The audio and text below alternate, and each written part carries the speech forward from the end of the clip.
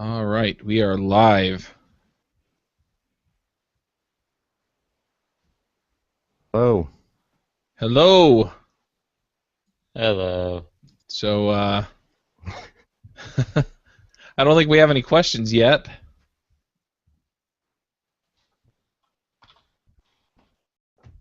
see. I'll go ahead and tweet this real quick.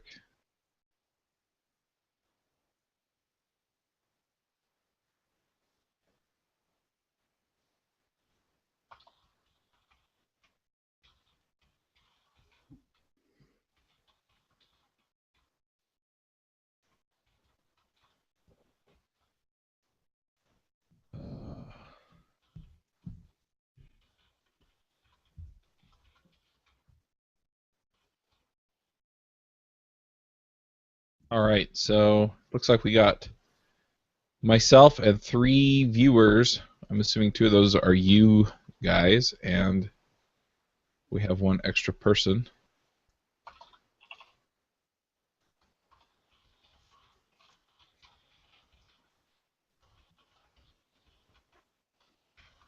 There was a tweet on Twitter that I'd kind of like to go over to start things off. cool. So on the Freelancer Show account, Stephen McDonald basically said, several guys on the Freelancer Show have mentioned that clients pay a deposit up front and that it weeds people out. And then Simon Stewart replied and said, um, take on a small unit of work and test your delivery and their payment process. And then he also said that he doesn't agree with the deposit idea because it takes trust to pay up front. And then Stephen also pointed out that we've also talked about charging by day or week instead of for hours. So I'm curious, on the prepayment thing. Is it an issue to get people to prepay? I mean, the person who wrote that in that made the comment about that it takes trust to pay up front is not a negative, it's a positive. Uh huh. You want that. You want them to trust you. If they don't trust you already, it's probably a bad idea to work with them.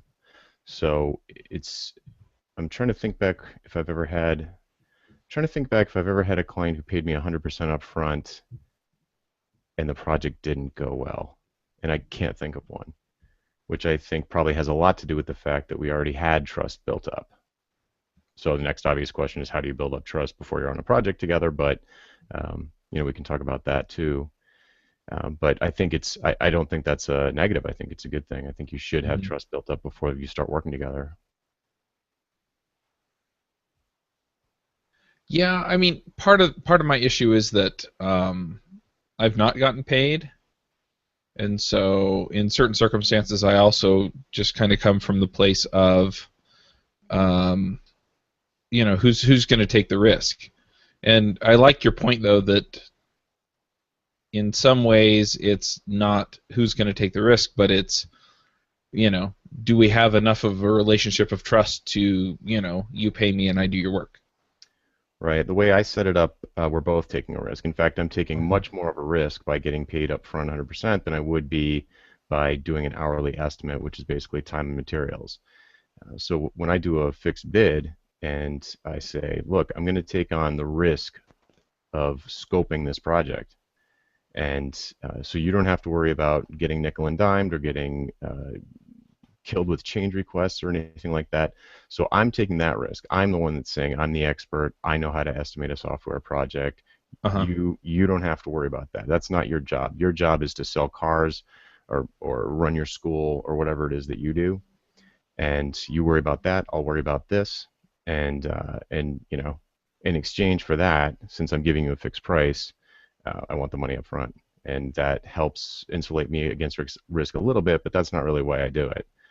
Really, why I do it is just get the money off the table completely, and then we just never have to worry about it again. So someone who's listening to this should make special note of the fact that when, at least in my model where I give a fixed bid, I'm not going to hit them later with like, oh, you didn't tell me you wanted this or you didn't tell me you wanted that. Um, so if you're doing that, if you're doing an estimate and trying to get a deposit on the estimate, that's a completely different thing.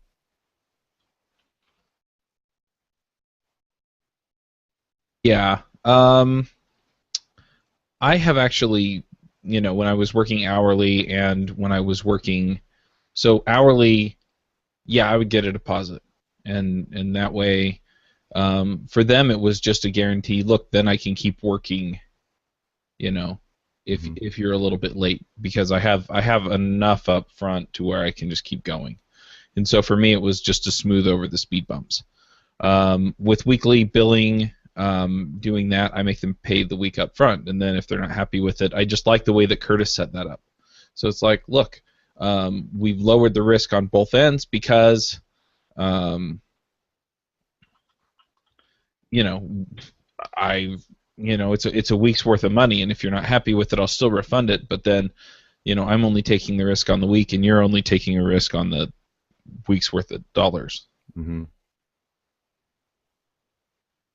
Right, and that's kind of how I do it. And the other thing is I charge, 100% for the week up front, and that's also to basically take my schedule for that week because I have X many clients I could sell to. If they actually, if they just want to work with me, like I could say, well, I have this other client who's willing to pay me now. You want to wait till the end, and I bill you, invoice you later.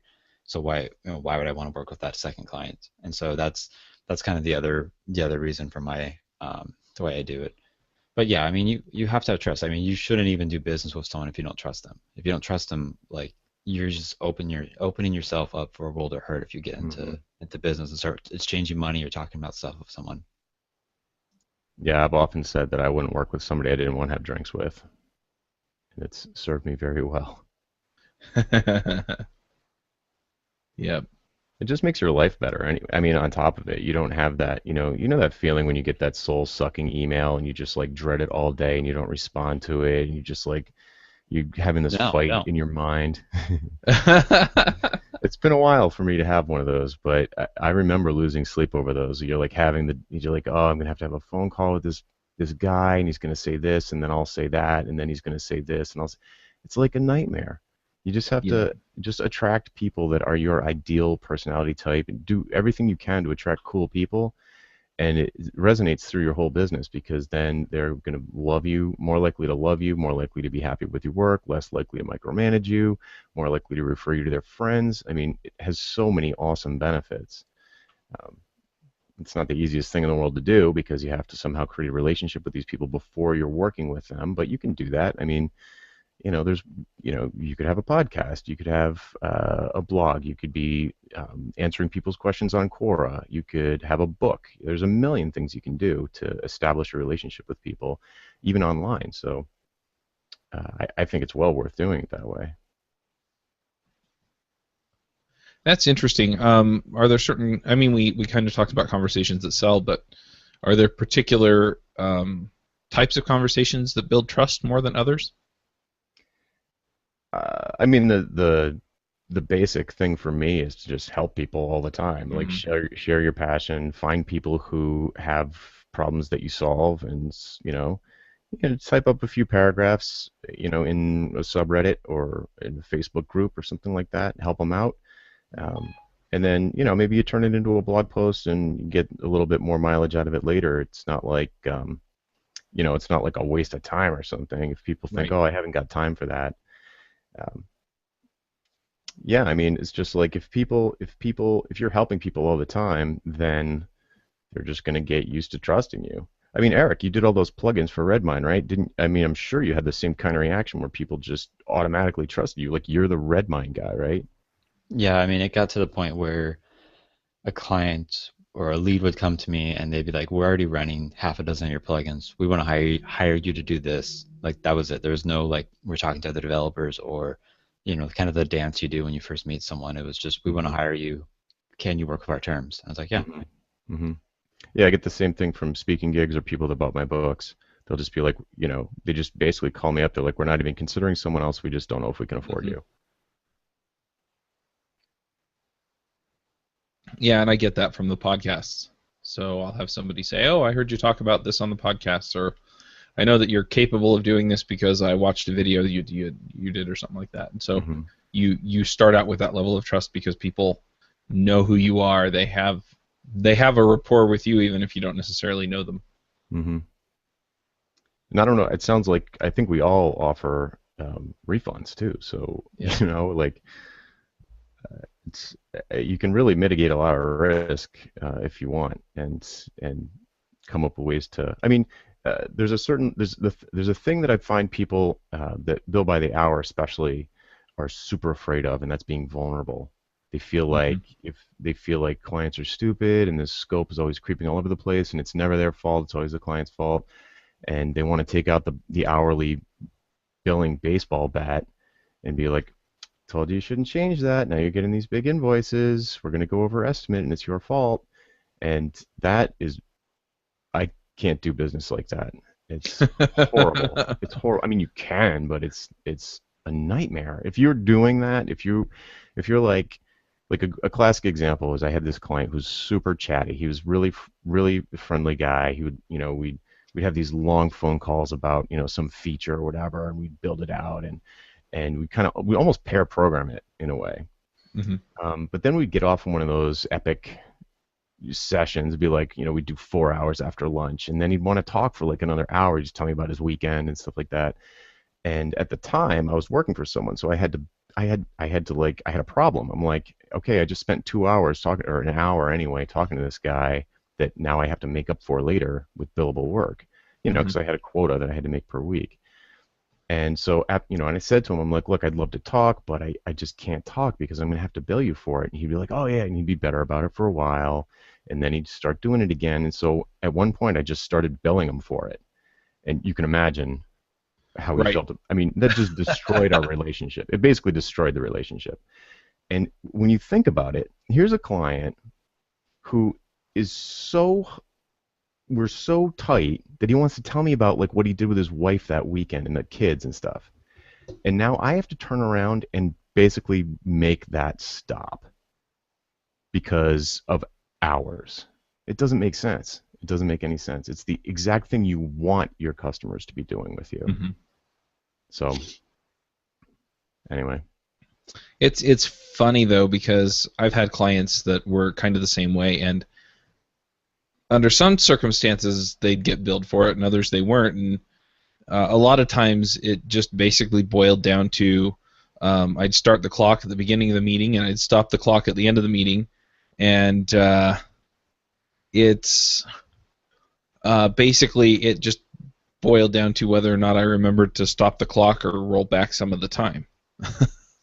And sometimes it would be interspersed with the entire conversation about, so we talk about the app, and then we talk about what's going on with his grandkids, and then we talk about another part of the app, and then we talk about whatever else he had going on. And yeah, so it was like, okay, well, how much do I bill or not bill for that? And that's the thing I really like about getting away from the hourly billing, hmm which is hmm what you're saying, Jonathan, is that then it doesn't matter, right. Yeah. because I got paid for this week or I got paid for the project, and so if I sit and chat with them for a little while, then big deal. And I'm Right. working with somebody that I like to talk to. Otherwise, I'm going to be trying to find excuses to disappear after we've done the business. Yeah, but you'll still run into that problem, or at least I do. Was it Mondays? I commit to like I'm gonna do these, we'll say 5 items, and if it ends up like they want to have a lot of meetings or they want to have some back and forth, like weekly billing, that's fine. Like they're not gonna get charged more, and I don't have to worry about meeting my hours. But if it's so much that I can only now get to 4 of the 5, like it can be a difficult conversation of like, okay, because you talk so much, now we can't do that feature that you really need. Mm. Hmm. Yeah, that's why I do no time basis. That's because of that reason. I mean, weekly is way better than hourly because it blurs a lot of that, and it also gets your customers out of your calendar a lot to a large degree. Um, but Yeah, they're not nitpicking over yeah, your time. every little thing. But Eric's right. Like if you get to the end of the week and they're expecting more work to be done, you have a similar kind of problem where they're like, "Geez, we spent $3,000 or whatever it was, and we were expecting to get more done. What can you do for us?" Hmm. And and you still have to similar. It's less painful, I think. I've never done weekly billing. I've done prepayment for like blocks of hours, which is pretty similar, I guess.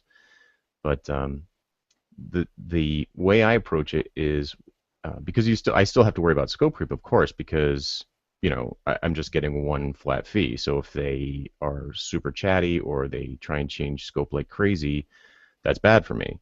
So, but the other thing is it's also bad for them.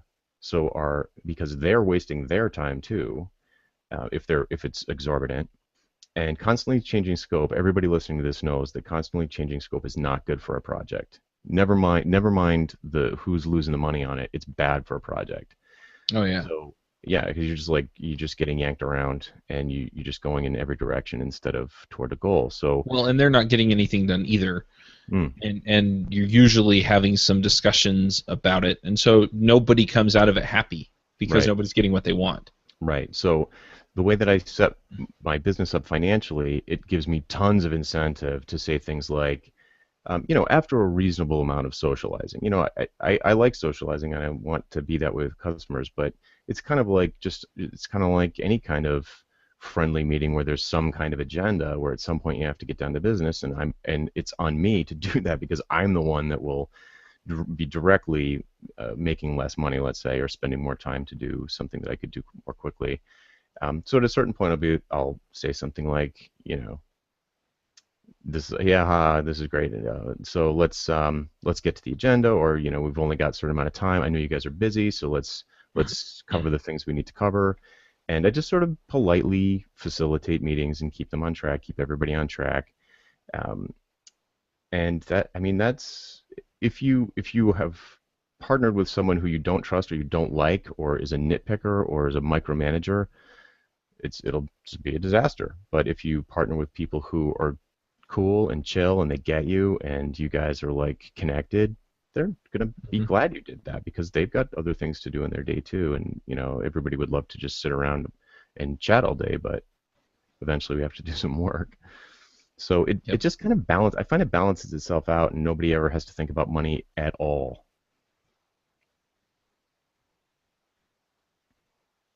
All right, I think we've covered that. Should we get to our first question out of the chat? Um, it says, I'm trying to price my SaaS, which is software as a service, for the lay people out there. And I'm trying to keep it simple, but I have lots of submodules. Is it too much to price per module? I want to keep it simple. Add this, remove this. Your price can go up and down. Is this structure okay, or should I force people to pick a package that includes a group of these? Hmm. Well, you get into the paradox of choice where, if you have, say, the base and there's 2 tiers for that or 3 tiers for that, and then you have these optional add-ons and each one has their own tier, or maybe you have one that's based on user count or utility usage, which is like how much disk space you use or whatever. It can be overwhelming. I mean, a customer, not even a customer, a lead at that point can come and be like, okay, I need to use this service, but I don't know how much I'm going to pay, and that fear, that uncertainty is basically one of the big reasons why people just jump away and won't buy something. So it might make sense to be like, oh look, it's easy. You can just kind of pick what you want to use, this and that, but you could be losing a lot of people that way. I think that's why a lot of SaaSes go towards the 3 to 5 different plans and just stick with that. Exception of like Amazon or places like that where they have the volume where they could do like a utility-based pricing or something like that. Hmm. Yeah, I was actually going to bring up Amazon because that's one of the things I really don't like about AWS is that you never know how much it's going to cost. You never know. Fortunately, it's usually so low it doesn't matter. But we've had months when like, whoops, we left that instance running that we spun up for a test or something, and it's an extra $500 this month, and or whatever, and it's really distasteful to not know how much it's going to cost. So I I basically agree with Eric. It's like don't go too crazy.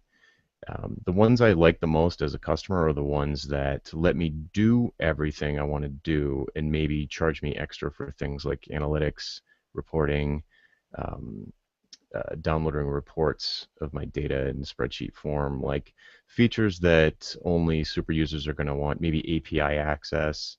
So stuff that only super users are going to want. So you can have kind of like a noob level and a power user or a super user level and like an enterprise level.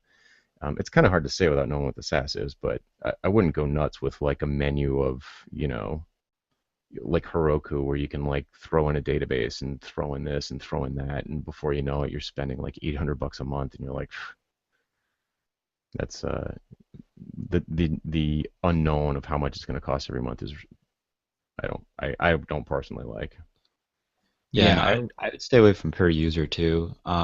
There's some merits to it sometimes, but for the most part, companies use users to like have actual people at different accounts. Um, I don't know a single company that has like even mentioned the idea of like, oh, let's just share user accounts. And so they start sending around email and passwords. And now, they're not paying you as much because they're using one user for 10 actual people. But there's also a huge security risk. Like that password has basically been leaked. And so if Yeah. someone breaks into that account, your SaaS company is to blame, even though it's not you. So like I think my CRM charges per user. And the other thing is it's annoying. Like I would love to hire someone to come in an hour or two a week to just kind of clean up stuff in my CRM, but that's another user and it would basically double my price. It's like, that's not worth it. If Mm. I had to pay, I'm paying like $12, whatever a month. If I had to pay 24 and I could have 2 user accounts or 5 user accounts, then yeah, it'd be great. I would upgrade and do that instead. yeah. I was just gonna basically say the same thing that everybody else said. You can always make it easy to add submodules after the fact. The other thing is that if it's not tiers, if it's kind of different users are going to use different feature sets, then you can also set it up that way. So you could have like the engineer option and the author option and the writer option and the personal trainer option or whatever. And so they're all going to use different submodules on the same app, and then they get the same basic features, and then you could have like custom. But yeah, I would keep it.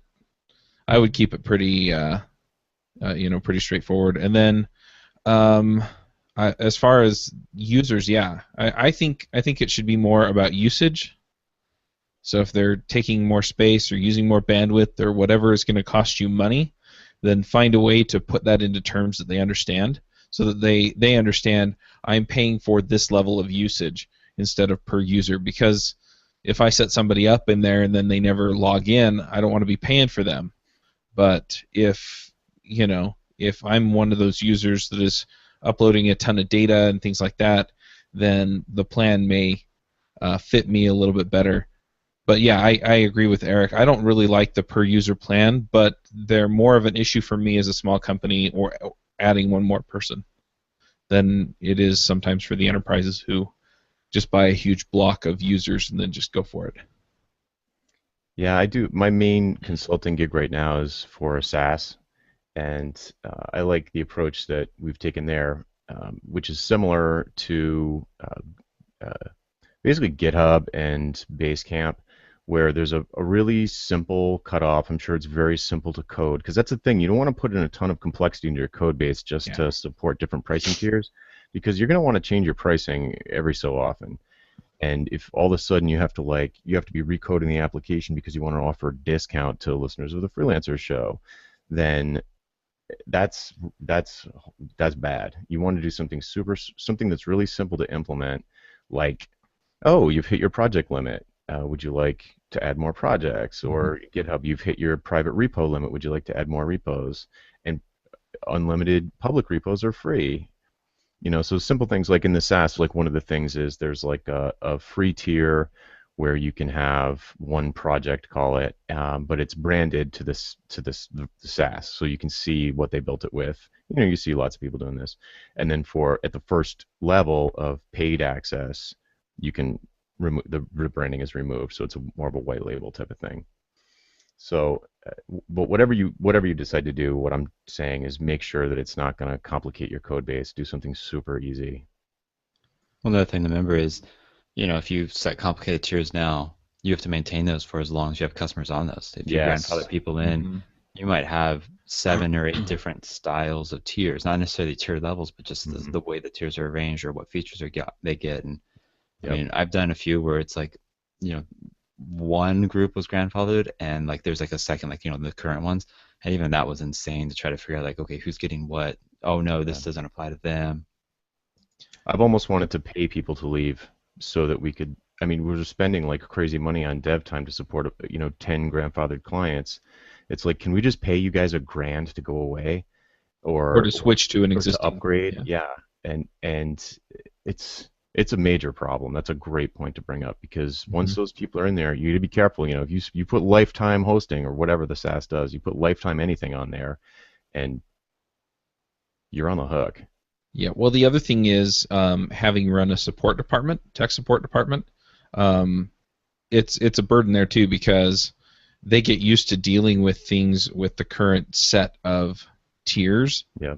And so somebody calls in and they're the exception, then they have to escalate for simple issues sometimes because they don't know how to handle them, because this person is just exceptional in one fairly meaningless way. Yeah, it almost has to go to the CEO. Yeah. Yeah. Yeah, like for us, like our cell phone, like we have AT&T now, but we had Singular who got bought out by AT&T. Mhm. We have a plan and a bunch of stuff that's grandfathered in so much that like no one can give us a straight answer of stuff if we go in, and Dude, our that was like actual 12 years ago. I know, right? Like our actual bill has a bunch of like it looks like almost like the internationalization, like please insert message here type things because their data doesn't even have like what our plan name is called anymore. Like it's been purged. But that's the thing. Like we've been with them for yeah, about 10 years, probably 12 years, and they have to support us with that. And I know their customer support system says they have a very big unsmiley face for our account because it's so hard for them to deal with us. But we haven't switched, and we're probably not.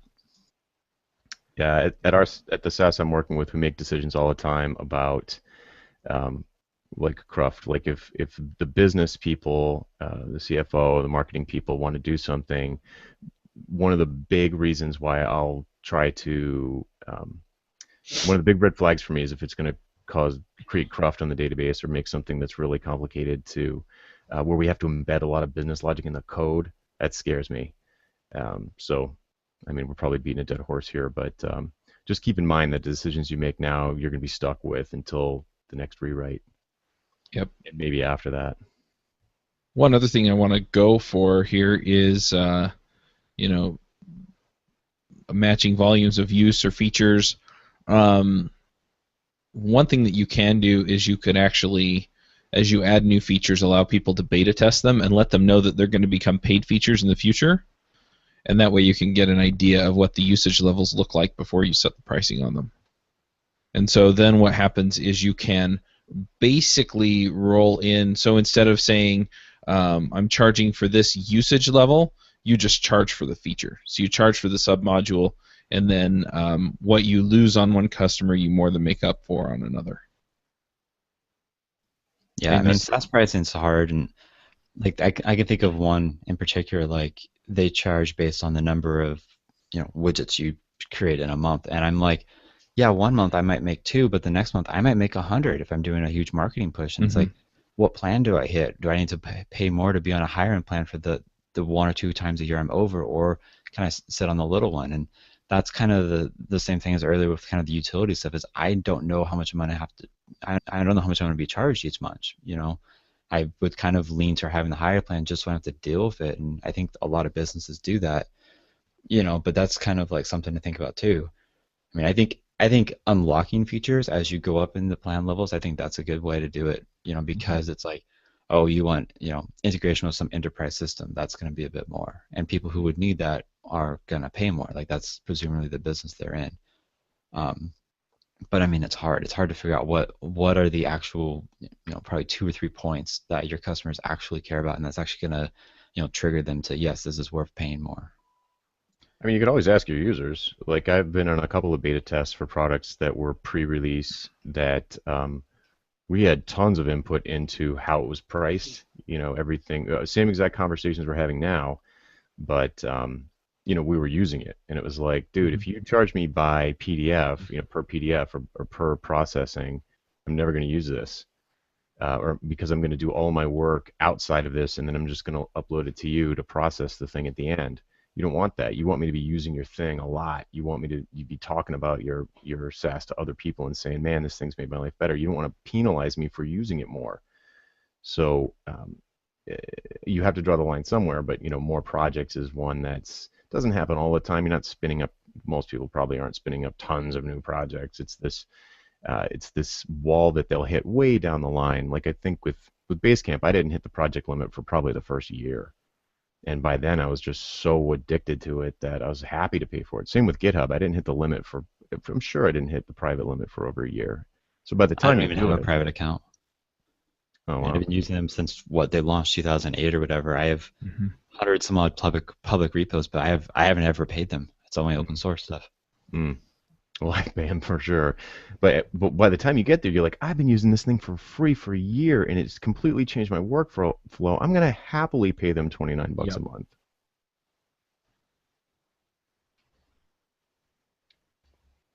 So talk to your users. I mean, they're gonna tell you which features they think are awesome. They'll probably come up with features that you didn't even think were that big a deal. They totally prioritize things differently. Ask them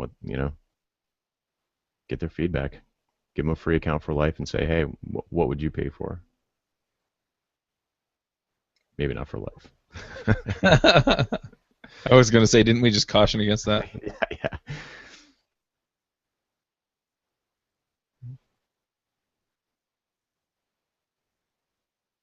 Any other questions from the audience out there? You can go ahead and just type them in the chat room.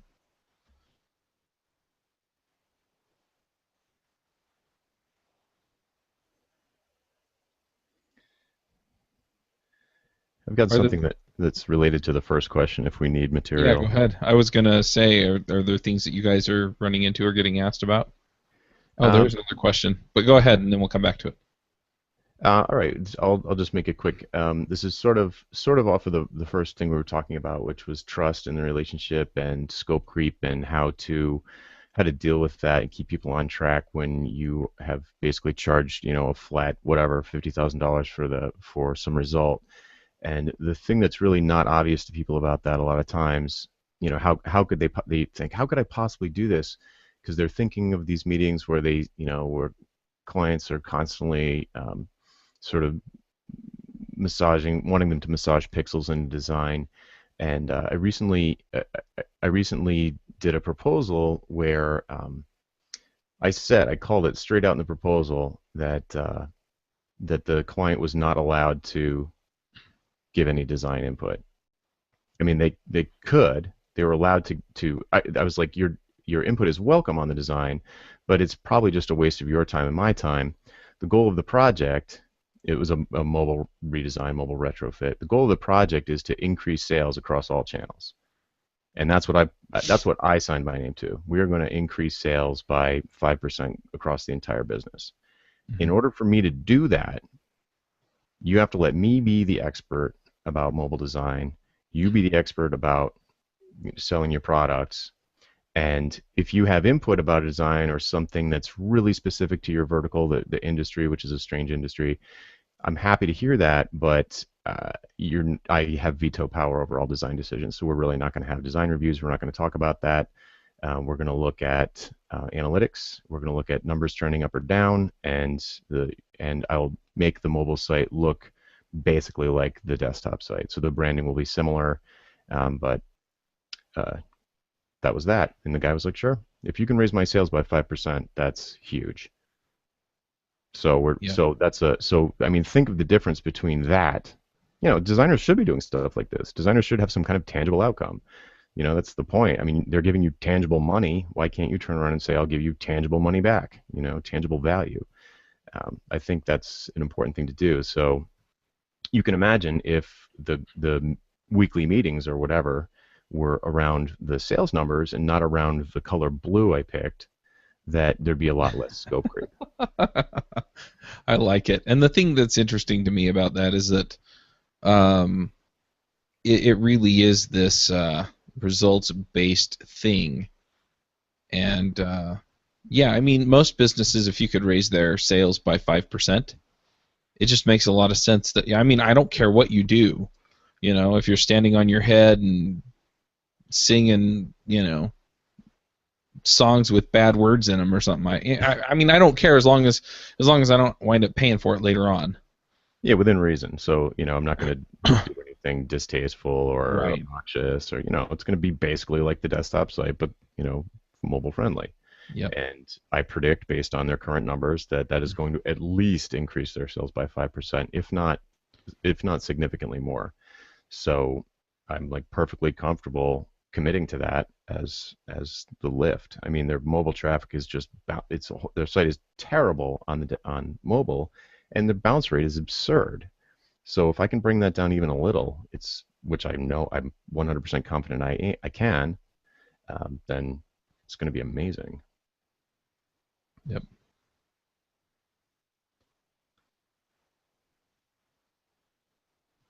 So the next question along the lines of what we were talking about is, I was planning on charging the 20% of the customers, 80% of the revenue. Those super users usually use up all the resources, etc. 3 tiers the plan. I kind of like the 3 tiers. Typically, what you want to do though is I wind up setting the highest price to be like the maximum level I'm willing to support, and then I put that price kind of high, and then I try and drive people to the middle price on a 3-tier plan. And then the lowest level is what's kind of the minimum thing that the people who just want some bare utility are going to want. And so what you get in the middle is what most people are going to need. Yeah, so in that case, you're basically price anchoring using the top tier to make the middle tier look attractive. And some people are going to be power users and want the top tier, and that's fine. Yeah. But then it has to be worth it to me to support them. I'm trying to remember. I know Gumroad did a survey of their customers, and so most of these are like download or products, like they're not SaaSes. Mm-hmm. But I think they recommended, out of all the data, they recommended 3 tiers. I think it was 1x, so what the price of the normal book is. Middle tier would be, I think it was 2.2x of the first one. Yeah, it was. And then the third was 5. Yep. And so we'll say $10, $22, $50. They said that worked the best, but you can play with that. You can have, in those numbers, you can have a $500 tier, and that's where it's like a whole step and above, and that can actually make your $50 tier look really attractive. Or you can make your, lop off your low end tier and make it look like it's a very high value, exclusive service. Pricing's hard. There's a lot of psychology and there's a lot of, internal soft stuff in our head of how stuff works and value works. Best things, I think, like what Jonathan said, like make it easy to change your prices so you can try different ideas and see what actually works with your audience and the value your app would create. We have to do on that SaaS. We have to do a lot of exceptions to pricing. So maybe we'll partner with somebody who is really well known, and we want to offer a special price just to that person's audience. Other times we'll have like a Black Friday promotion or a Cyber Monday promotion, and that stuff is, I mean, marketers want to do it and it works. So you should let them do it. You should support them technically in executing that stuff.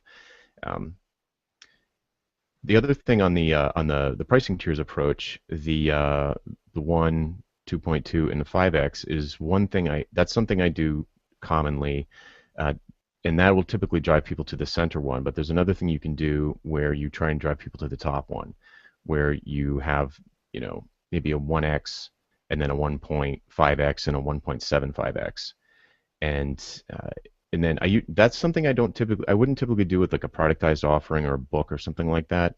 But that's something that I will typically do inside of a proposal for custom work, where I'll say, look, here's the option that you asked for. This is verbatim what you asked for, and here's how it's going to achieve the goals that we agree to on the phone. That's $50,000. Then I'm going to say, all right, now there's some other things that I identified that while we're in there would be, I think, very beneficial to you guys, and that's $75,000. It's all the stuff from the first one plus the stuff from the second one, all inclusive.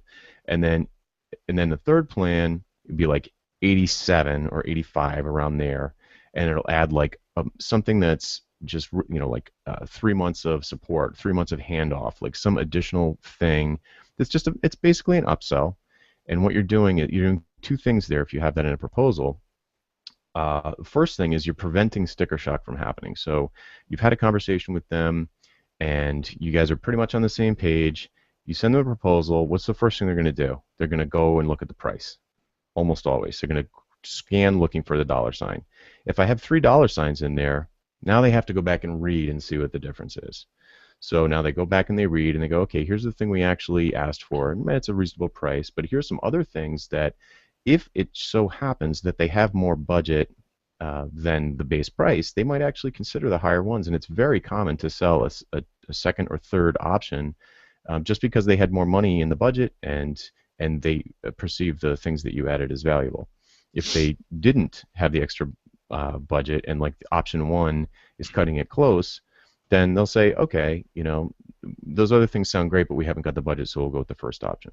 So what you're doing is giving them options instead of like this ultimatum, which is what I see a regular proposal as. Regular proposal is like $80,000, take it or leave it. It's a little bit too binary for me, and it allows people to have a conversation about the proposal. Yeah, I think Alan Weiss says it changes the conversation from, should I work with Jonathan to how should I work with Jonathan? Yeah, I totally got this from Weiss. It works too. Yeah, that's when I did proposals, I did that. I'm trying to remember, I kind of had a format and then I got away from proposals, but I think it was, the first one was bare bones. And I mean like bare bones, like if there's stuff that can be done manual, it typically went in that one. The second one was bare bones, but some of that gets automated. So instead of them sending email by hand, the system would do it for them. Right. And the third one was those two plus adding like some big opportunities, like let's enter this new market type of idea. And that kind of, I like the third one because even though it was a higher end, it kind of would let them open their eyes and think like, oh, we never thought about that. That's going to bring up an extra $2 million revenue a year. Okay, that we can find the budget for that. Yeah, I worked with somebody who called these. Option 1 is the no-brainer. Option 2 is the staged bet, and option 3 was the what do you call it? Game changers. So yeah, it just gives you it's a technique that works. There's another one that I recently learned, at least recently read about, and I really like, although I haven't used it yet, so your mileage may vary. But Blair Enns from Win Without Pitching. He's a big fan of value-based fees, but he also thinks that there's a place for hourly, which I'm not a fan of. But he makes a great point, which is one of your options can be, the first option can be, we estimate that it's going to be, X amount of hours at my hourly rate, and so that will probably be, let's just say 50 grand.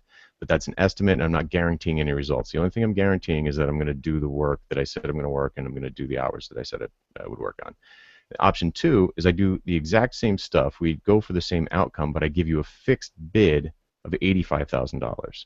So I'll take on the scope creep risk and have a totally different billing model, totally different risk profile for them, because they can say, just like I was saying before about Amazon, you never know how much it's going to cost, which just drives you crazy. If you're spending big dollars on custom development, $100, $200 an hour, and you don't know how many hours it's going to take, really, super scary. So they might say, you know what, rather be a bird in hand type of person, and I'll just pay the 85, and you take on the risk, and we'll just work until it's done.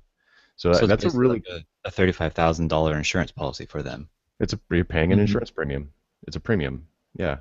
And if they're up for that, so this is a really cool technique for like people in coaching have a really hard time transitioning from hourly mentality to value-based fee mentality, and they tend to underbid the value-based fees like crazy.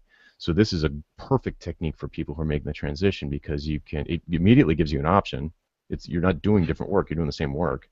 You just say, hey, we can either bill it like this, and I think it'll probably cost you $50,000, but maybe it'll be more, who knows? Or we can just lock it in. It's kind of like eBay, like the buy now price. It's like the buy now price versus the auction. So that's something that I'm looking forward to testing. But like I said, I haven't tried it. I did it the other way with my current client. I went to them and I did a proposal, and I said, here's the fixed bid, because I think it's going to take this long, and then this is my weekly rate, or you can just pay my weekly rate. and then they wound up just paying the weekly rate, and it cost them like 3 extra weeks. Is that because they thought you would get done earlier without doing the fixed bid, or they thought like you were buffering the fixed bid a bit? I I don't know. I think mostly it just came down to that they weren't ready to lay out all the cash Got at the it. beginning. Yeah, the cash flow They thing they can be a could not get problem with approval value for based. that, Right. so they said we're going to do it the other way, and I said that's fine, but if it takes me a couple extra weeks, you're going to have to pay for it, Right. and they did. So Looks like we got some more questions. yeah, Kai asked a question. What's a marketing lead generation channel that's been successful for you that you hadn't expected to be successful for your consulting business? Podcasting. Same. I was going to say the same thing. It's amazing. Yeah. I have to say, so I did teachmetocode.com for a long time.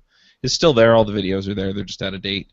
But I got tons of work off of those videos. I've talked about it on the show before. I had another show called Rails Coach, and it was, I was just talking about Rails, and I was just doing it for the fun of it. And I got 2 or 3 leads off of that. People who were listening to it, trying out Rails, decided that they needed to know a whole lot more in order to build a real app.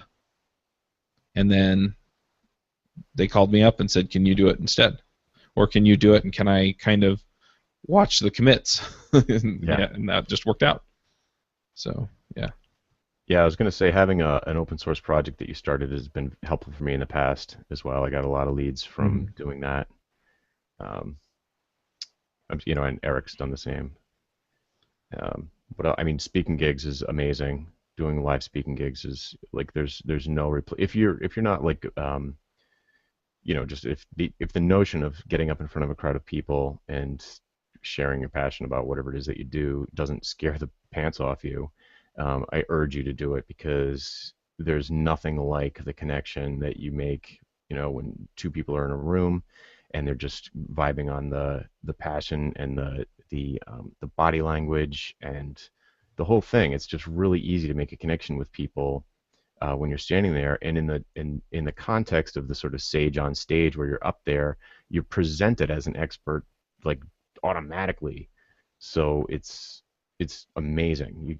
I've gotten huge gigs just walking right off a stage, and line of people come up to give me their cards, and they're all like ready to go. That's been really good. That's funny because I have not had that same kind of result. I've gotten 1 call from speaking, and I think they basically went down the speakers list for RubyConf. Yeah. No, I'm talking about stuff where people actually come up to me after the talk in person. But I do it all the time. Is it towards your peers or towards your clients? Who's the audience? That's true. And that's something that I'm shifting personally. Like for me, it was all my talks up until pretty much this year. Pretty much all my talks were very much to my peers, people that do my kind of work, web stuff, basically, software development. And what would happen is people who, project managers and lead devs and stuff like that would come to the conference, like, I don't know, South by Southwest or Adobe Max or Web Directions or whatever. And so they'd come up after, and and the talks would be technical, and they'd come up after and ask me questions about it, and they would end up making the introduction to the buyer inside the company. That's usually the way it would work. Recently, I've stopped doing that, or not stopped completely, but somewhat, and I'm actively looking for conferences that are in a vertical. So instead of doing a conference of web developers, I'm going to a conference of like restaurant IT people. So like the whole conference is all restaurant people, and I can focus my talk specifically on that vertical and what's interesting about mobile for restaurants. And the people that go to a conference like that aren't, like a mid-tier pay grade, somebody under a director. It's all directors and above. And, there are CIOs in there from like global restaurant chains. So that's like, amazing. Those are the buyers, as opposed to like me getting a sort of Trojan horse in through a project manager or a dev lead, that kind of thing. So I like that a lot better. It's more directly relevant to the kind of stuff I'm doing now, since I'm doing more strategy than hands-on coding. I'd like to know how you adapt what you do to. I guess you just talk about what you do in the context of what they care about. Yeah, if at all possible, I always try to send out a questionnaire to people who are going to be there ahead of time. Uh-huh. And I do customize. I mean, a lot of the stuff is pretty general purpose. I mean, like the whole notion of mobile and the bigger wireless computing revolution is it's doing the same kind of thing to almost every industry. Virtually every aspect of society is getting like ripped apart and remade. So they're almost certainly in one of them. So I can just focus the example slides on particular things in their industry. So like at the food conference I went to, it was called Mertech in Vegas. I did a bunch of examples that were based on what happened to the newspaper industry, but how could the same thing that happened to the newspaper industry happen to the food industry when you can't eat online? So you can read your news online, but you can't eat a burger online. So, you know, they probably feel insulated from that disruption. Mm-hmm. But so I was like, are they? Or can I come up with an example where they're not? And in fact, I was able to come up with an example where they're not. So, I mean, Amazon's delivering food now. They just announced like yesterday that they're in Manhattan, they're delivering food to Amazon Prime members, like prepared food. So there's all sorts of ways that even a restaurant can get ripped apart by the changes going on in mobile. Anyway, but I do, to answer your question, I try to send out a questionnaire first. I talk to the conference organizers. I find out if there's like a what the main trade publication is for that group, and I read it. I use the language that they use in my presentation. Like ahead of time, I made sure I knew, like, don't call them chain restaurants. They're multi-unit restaurants. Chain restaurants is a bad word. So I didn't want to go up on stage and put my foot in my mouth and say, hey, you run a chain restaurant, Mr. Wendy's guy, and have him be like super ticked off because no, it's a multi-unit restaurant. Right. So yeah, I do all that research and customize it to their space, their language. Huh.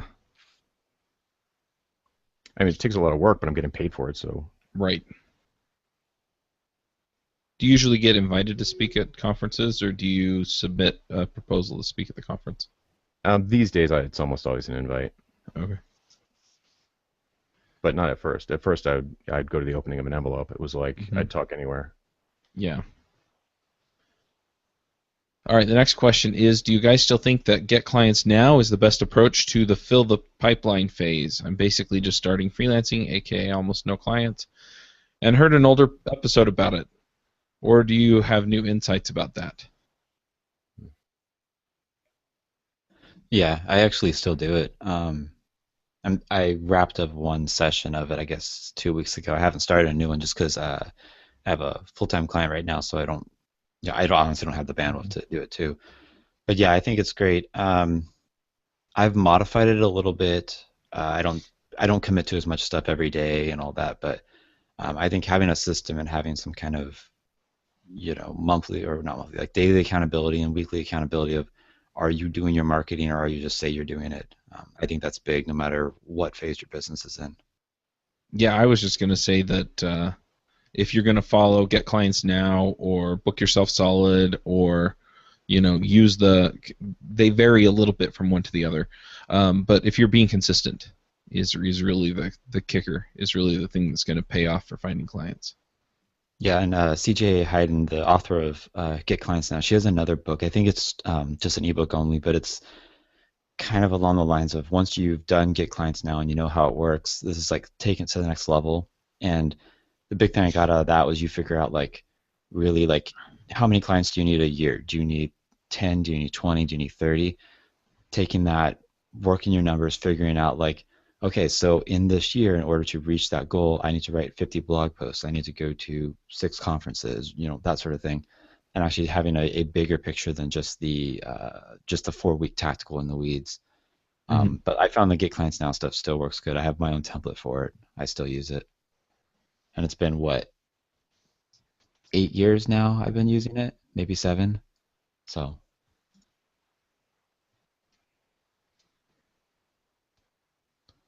All right. If you could give yourself 2 or 3 bits of advice when you first started out, what would it be? Specialize. Yep. Charge more. Those were the two I was gonna say. I was gonna say charge more first, but I think another one is like, don't be so afraid of screwing up. Like if you're, you got to go out and make mistakes. You got to try something to see if it's going to work. Don't be Mhm. afraid of, saying something wrong to a client or whatever, and never do anything at all. Um, yeah. Yep. Try to work with people that you like. Try. We've already said this, but that's. I know when you're like just starting out, and you're trying to make ends meet and keep the lights on and all that stuff. You pretty much want to take all comers, but when you're doing that, if you do that, make sure that you realize that you're doing that, and that that's not the way it has to be, and that you're in a transition. You're going to try and transition from that, just getting the money to pay the bills. While you're doing that, take note of what you love about certain clients and what you hate about other clients, and just try and, as you get a little bit more cash in the bank, try and skew more toward the ones you like, instead of the ones you don't like. I mean, it sounds so obvious, but I hear it all the time from people. They're just like shocked when they think of someone freelancing saying no to somebody, saying no to a lead. It's like mind-boggling for people. But don't be afraid to do that. You got to keep your lights on. You got to pay your bills, but um, to always be trying to get clients you like better. And Yep. specializing helps with that. Raising your prices helps with that. All that stuff works together to attract clients that are going to be perfect for you. I'm actually thinking about that because I did this, I guess, look at my sheet, about a year ago. Figure out how much income revenue you need to pay your business bills, pay yourself a decent salary, and just to live on. Not where you're improving your lifestyle, saving, investing, all that. Just like the minimum. Figure out what that is, and kind of back into like with your rate, like how much you need to work, and then take what Jonathan said, like that's how much of the, we're going to call them bad clients. That's how much of bad clients you need. Once you get above that, then you either need to work on marketing to get the good clients, or you need to work with good clients. So if you're above the minimum and a new bad client comes to you, you turn them down. And you basically do that, and eventually those good clients will cycle in, and those will be the people that keep you at your minimum. And now all of a sudden you have all these great clients.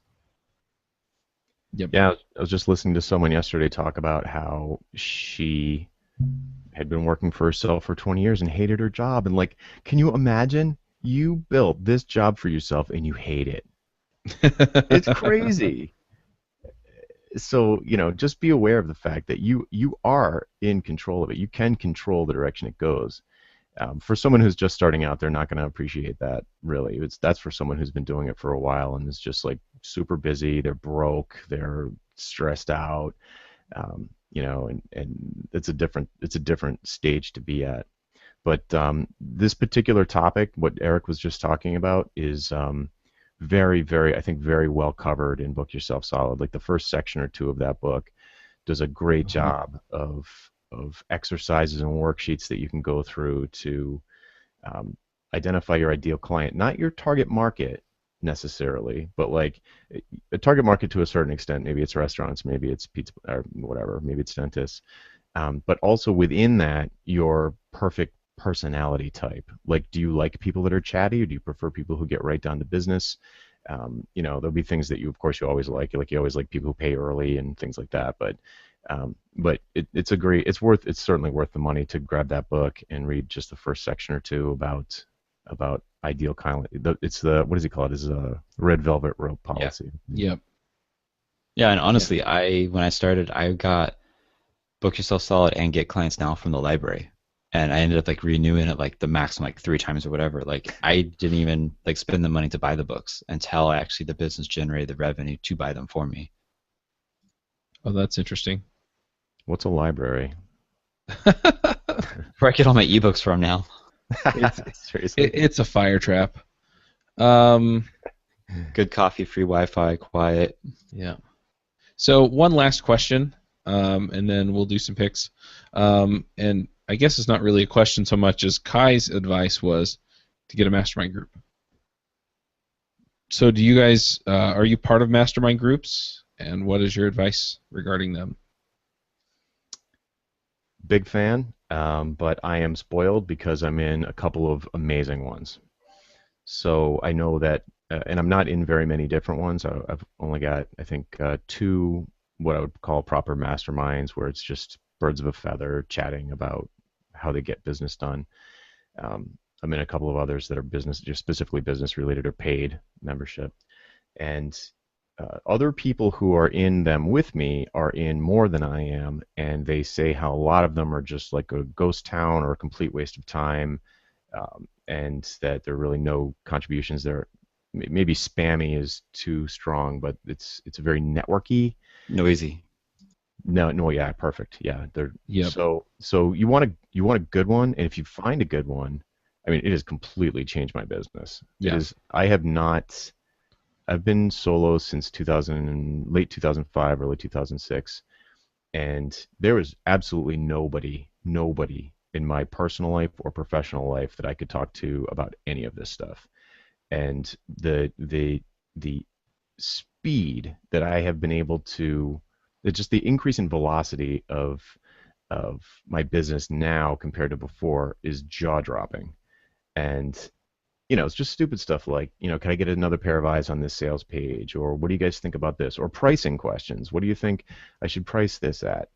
And just having like a group of, I think a good mix is like maybe 20 people at the most, where you get like people you trust that have either done it before or doing the same thing as you. Maybe they're ahead of you, maybe they're a little behind you. It's all super beneficial. Even giving other people advice makes me understand my own business better. It's Hmm. fabulous. Yeah, it's really good. Yeah, I can't even tell you how many times it's like I got to write down what I just said because it's exactly what I needed to hear.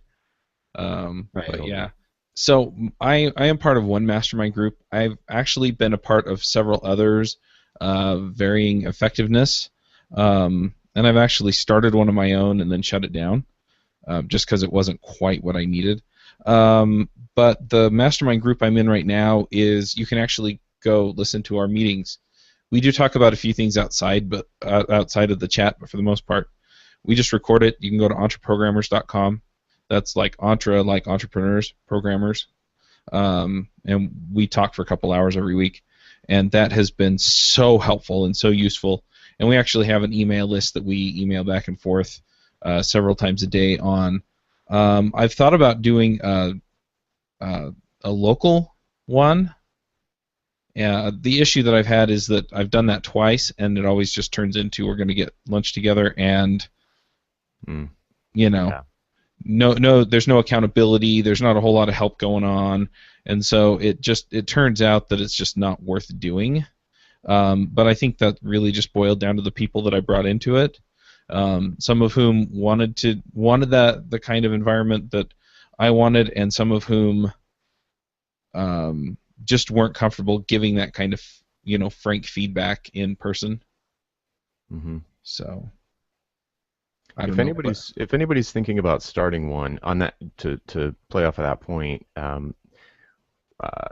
a couple of the different the two that I'm in that I think are really good are, there's like an onboarding process. You don't just say, hey, let me. It's a Slack yep. room. They're both Slack rooms, and in both cases there's like a vetting process almost. It's like, here's a sort of code of conduct. Here's what's cool. Here's what's not cool, and knowing. I mean, in fact, one of the rooms didn't start off that way. I was in one of the rooms before that sort of. It's not a code of conduct. That sounds like not fun. It's fun, but it just sort of lays the ground rules of what the social mores are in this space. Since you don't have any visual cues, you don't have any body language or anything like that. It really helped me be more comfortable in the room that I had already been in for a while, because I'm like, geez, I'd really like to ask somebody about this coaching page that I'm about to put up, but I don't want them to think that I'm trying to sell it to them. I just really want feedback on it. And I didn't, it was like there were some situations, it was uncommon, but there were situations where it was potentially kind of awkward. So I think, to Chuck's point of like maybe it was just the wrong group of people, that you know, you can control that somewhat by having basically a velvet rope, right? Mm-hmm. Like You must be this tall to ride. Yeah, and it's not just who you get in the group, but I like the idea of actually saying, this is how often, and the other ways that we just expect you to contribute in this group.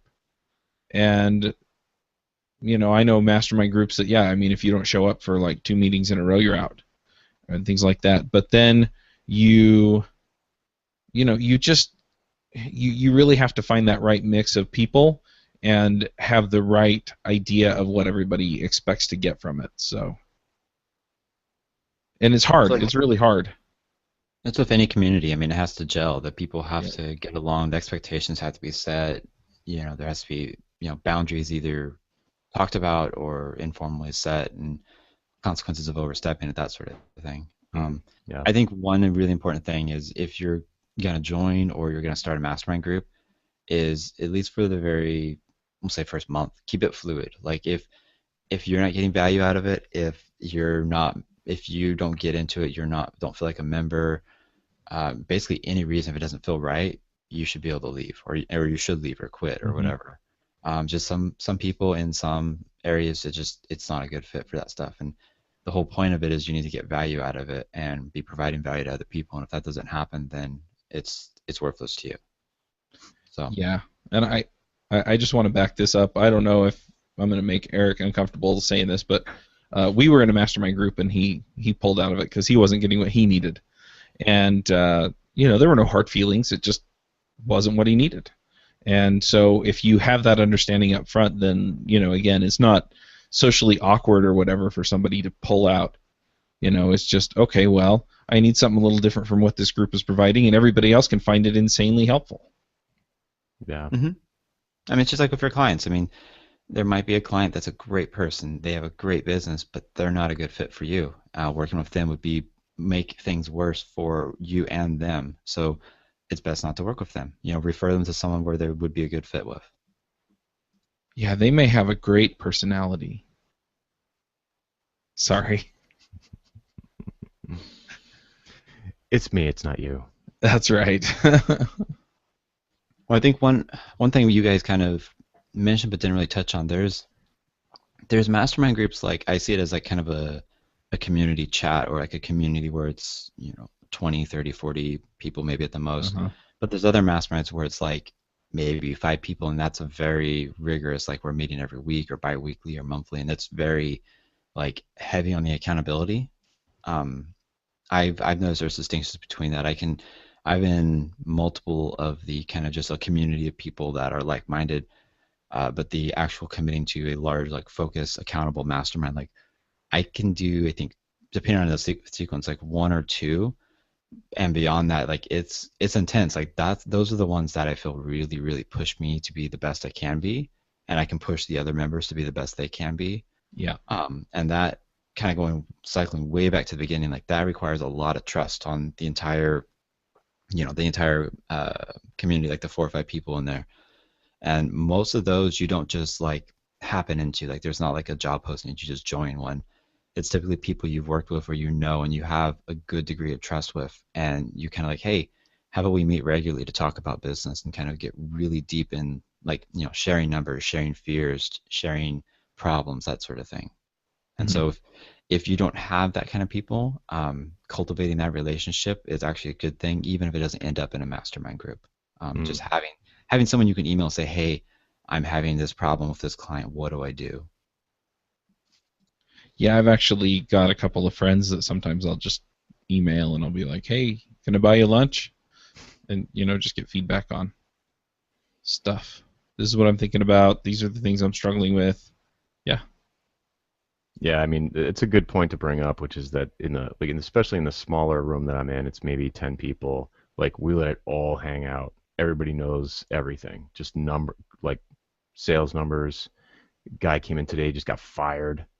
Like he still had a day job, and now he's like, I mean, just like everything. It's like very, like I've never met anybody in the room, and I wasn't friends with any of them before. I had a working relationship with a very short working relationship with the person who originally invited me, and these are some of my best friends now. I'm going to like one of their weddings if I can get away, but it's like it is. Uh-huh. It's probably been, I think it's been a year now, and it's been transformative for everyone and very, very, very intense. But I mean, in a good way. So if you're not getting that, keep looking for it because it's really beneficial. If you're Yep. in one that's just kind of like meh, jokes and gifs of cats and stuff, that's great. But you need to also be getting like, I don't know. I feel like we all work in our basement now, and it's like there's no like where do you get that? We all kind of have weird jobs. There's a lot of us, but it's still pretty weird. It's like a new thing. So it's hard to like I can't talk with anybody in my family about any of this stuff. They all have like regular jobs. Now And I feel actually, like a weirdo.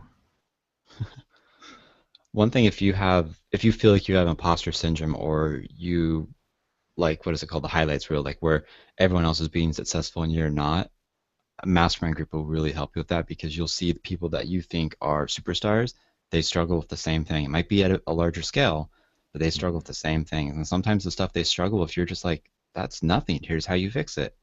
But seeing that everyone is just people too, well, most people are just people, I think that can actually really help out, especially during those hard times when you're going through stuff. Yep.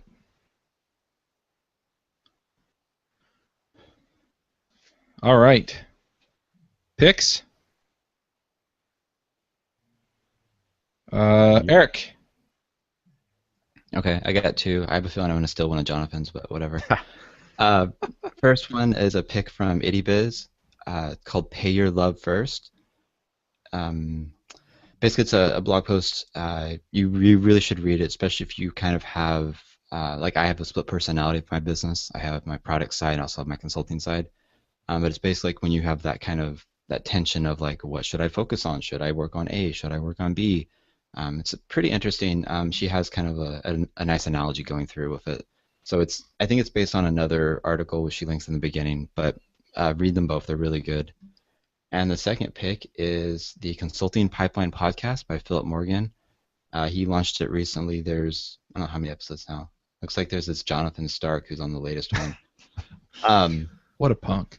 Yeah, I mean, I'm on one of them. I don't know Such a how Philip slut. got that recording, but it's some good stuff. I listened to, what is it, the estimating market size ones. There's two of those, and then there's some stuff on actually positioning and really focusing in on like how do you specialize. It's like a gradual kind of spiral iterative process, which is really interesting. I like what he's doing with it because you got these interview ones, but you also have these really short focus, like here's how you do X or here's something about topic Y. So those are my two picks. Nice. Awesome. Jonathan. So you almost stole one of my picks. My first pick is also from Philip. Philip Morgan has a product called Drip Sherpa, and we talked about Drip at length last week, about sort of a powerful, marketing automation tool that it is. And it's actually it's sort of deceptively simple on the surface. And I personally found that when I went in and started using it, I probably paid for it for 6 months before I actually started using it, because I was a little overwhelmed with the way it worked, because I was coming from Mailchimp, and the structure is just fundamentally different.